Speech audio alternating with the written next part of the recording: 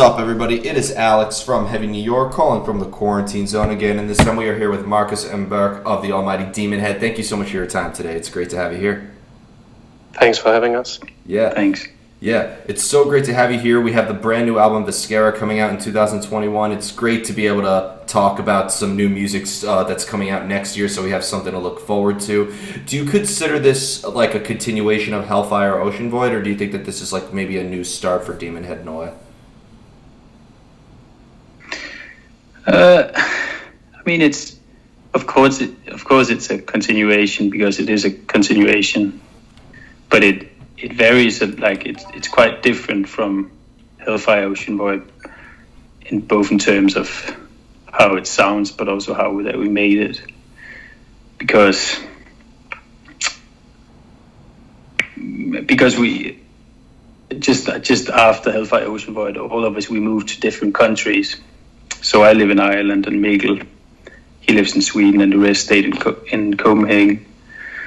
So we weren't able to rehearse and practice together and work with the songs together. So Viscera is based on songs that I've written sort of on my own, like guitar compositions, working them on my own, and then we'd make demos, sending stuff to each other, meeting up in smaller groups and working with like the structures and all of that. So in that sense, the material is quite different, both like because I've done it and I've sort of like had a lot of time to do it and had a lot of time to like work out some subtleties that I like to put in there in the guitar work. Mm-hmm. Yeah. Mm-hmm. Well, I think it's quite different. It's more focused now. Birk basically presented all of these songs for us, and usually we'd be jamming them for, hours and days and months until everything is together. And for the actual production, the recording, and the final writing, I think we were way more in tune this time because there was a single vision to begin with. Mm. So it's the same things we've had in the music for a long time, but I think it's a bit bolder and a bit clearer. Mm-hmm. So there was kind of like a preconceived idea in a way, but there was also maybe like a lot of improvising involved as well, right? Yeah, we experimented with a lot of harmonies, but Birk had actually written most of the voices for the instruments before we met. In person, that is. Mm-hmm. Mm-hmm.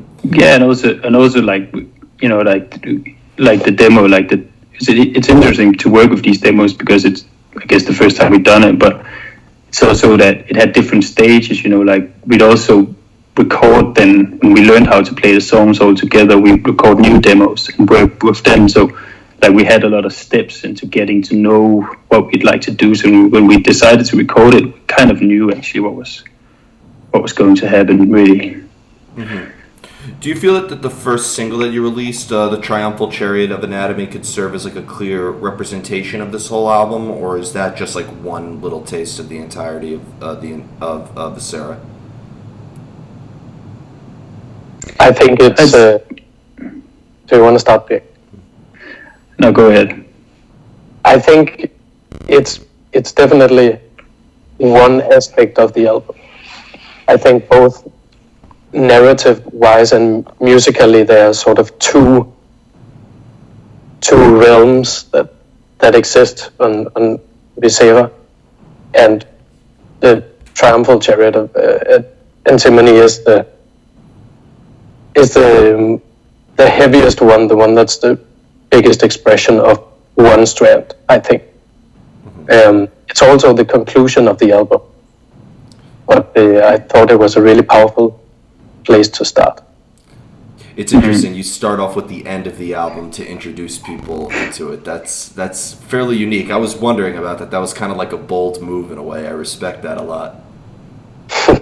Cool. I think we wanted something new. Yeah. Was that the intention to make that the last song? Was it like the last song that you wrote for this album, and that's why it is the last song, or did you write it first and just placed it at the final part of the album? No, it was actually the last one that I wrote. It was written quite a lot later than, like, most of the songs were maybe written like a year and a half ago from now. But that one and the ones called Magical Death was written like last, I don't know. I don't remember actually when. It was like spring, so maybe I was wrong. Maybe most of them were written 2 years ago, and then this one was written like a year and a half ago now. But those two were written simultaneously. They come out of the same interest, like the same inspirations, the same kind of search for tonality, I suppose. Mm-hmm. Did these songs change a lot over a span of time, over the course of songwriting, or is how we're going to hear this material exactly how these songs were originally structured and the original sound?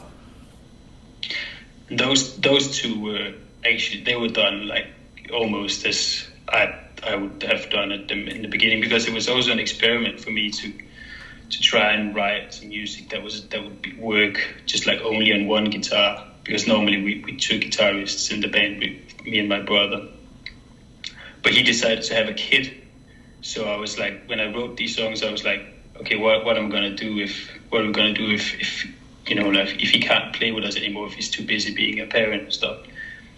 So I wanted to write something where I'd feel comfortable, where I felt like my guitar part would be like enough for the final thing, you know, like you wouldn't have to add a lot of harmonies in order to work it. So it's like these quite melodic guitar sections, sort of, that's melodic, pretty abstract, but they've got a lot of like, I don't know. So those songs, to your question, those songs, they were like, I wrote them and I made the demos and the structure and the drums, and they sort of kept that. But the other ones, like they've changed a lot. For like, I just write the guitar part and make some, and then we work on all of it together, like how the drums would be in. Mm-hmm. Yeah. Do you find it like, and you also mentioned that like you all moved all over the world now, having, you know, members in Copenhagen, having members in Sweden, having members in Ireland. You guys need an American member now just to make it more complicated, or somebody living in Australia, really up the challenge. I think we need a live synthesizer player somewhere.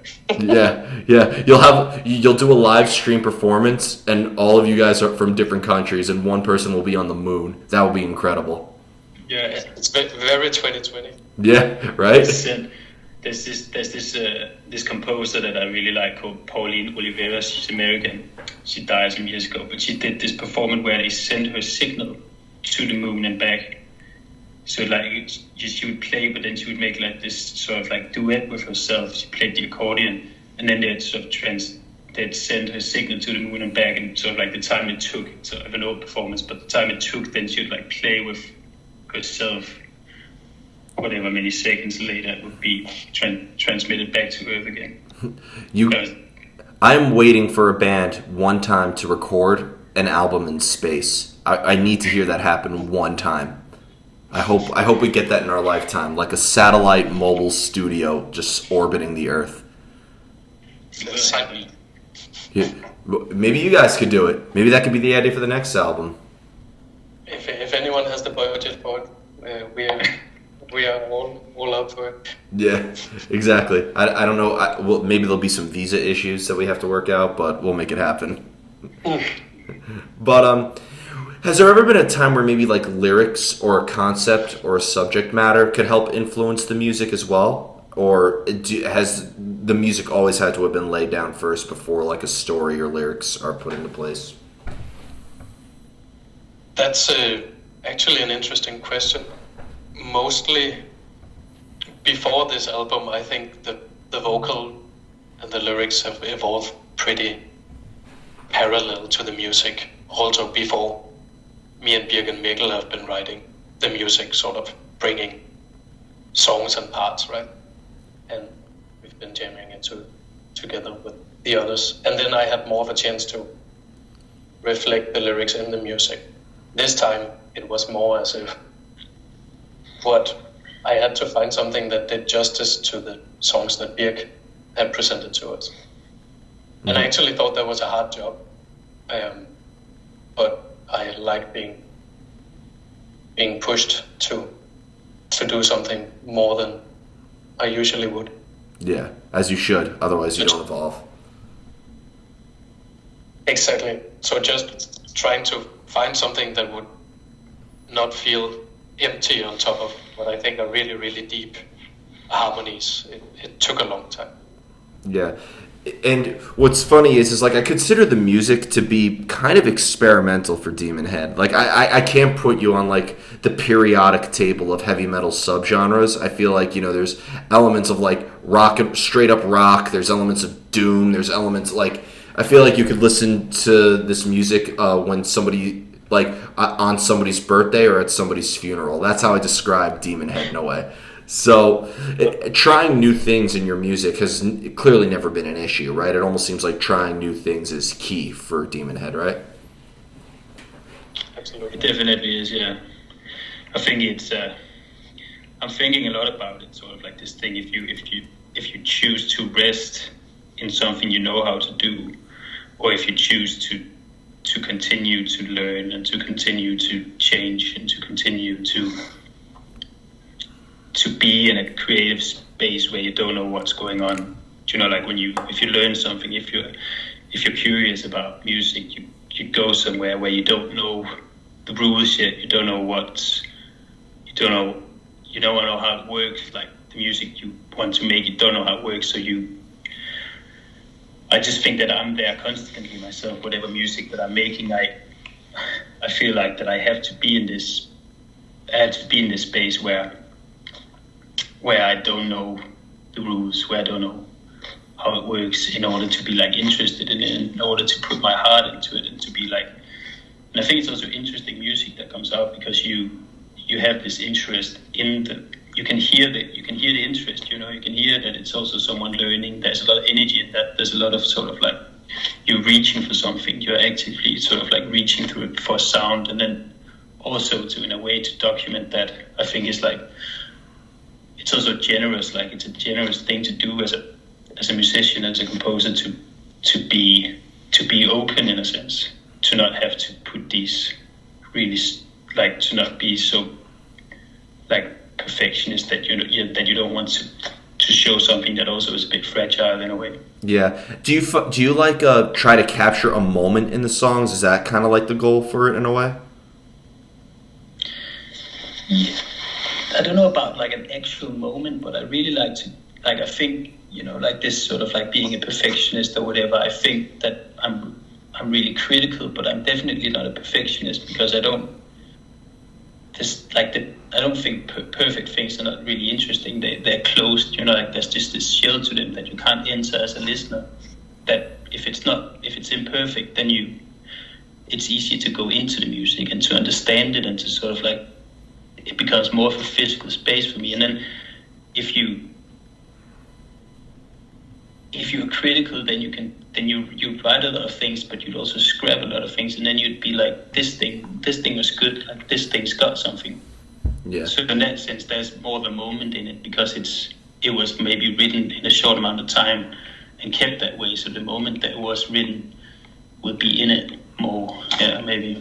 Yeah. Well, I think I had a discussion with a couple of artists about this. I think there's no such thing as perfect. And, we've heard that a million times, but like the concept of perfection is a man-made concept. And we are what we create. And we are, in fact, flawed. So everything we create is going to be flawed. Hence, the concept of perfection, which we made, is also going to be flawed. So I think really, and with music in general, I feel like you're damned if you do, and you're damned if you don't. If you experiment too much, people are going to say you have no direction. You're all over the place. But if you are consistent, they're going to say you're repetitive. So I think what's really great is that Demon Head is the sound of like trusting your gut instinct in a way.